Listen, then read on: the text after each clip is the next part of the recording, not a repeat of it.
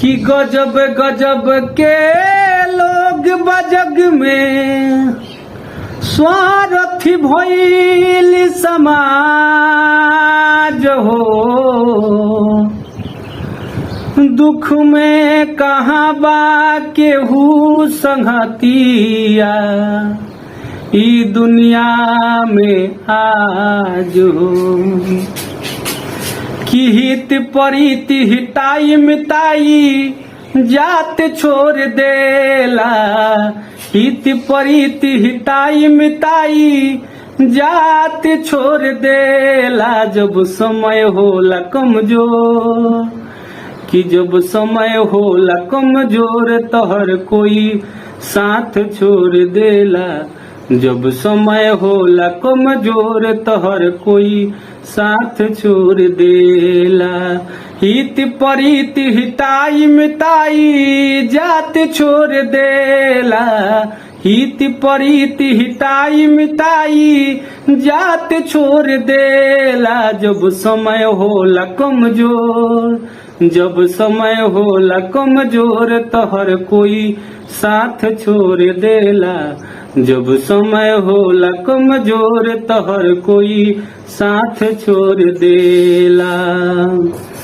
अरे बनला के 10 गो साथी बिगड़ला के कोई ना। आपन बनैब कैसे केहू तोहार होई ना हो। बनला के 10 गो साथी बिगड़ला के कोई ना। आपन बनैब कैसे केहू तोहार होई ना। धई के हाथ में हाथ हाथ से हाथ छोड़ देला।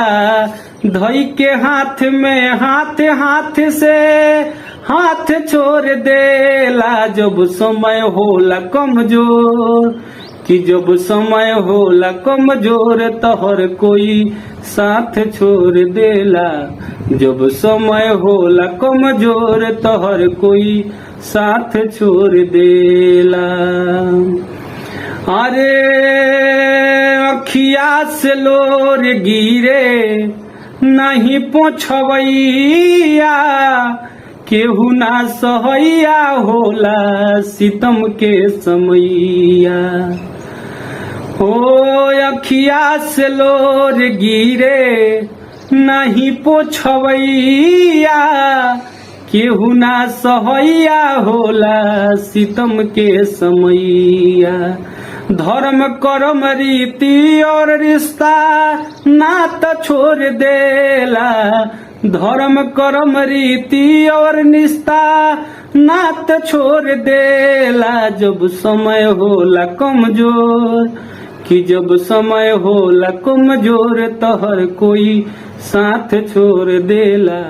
जब समय होला कमजोर तोहर कोई साथ छोड़ देला। हित परित हिताई मिताई जात छोड़ देला। हित परित हिताई मिताई जात छोड़ देला। जब समय होला कमजोर जब समय होला कमजोर तोहर कोई साथ छोड़ देला। जब समय होला कमजोर तोहर कोई साथ छोड़ देला।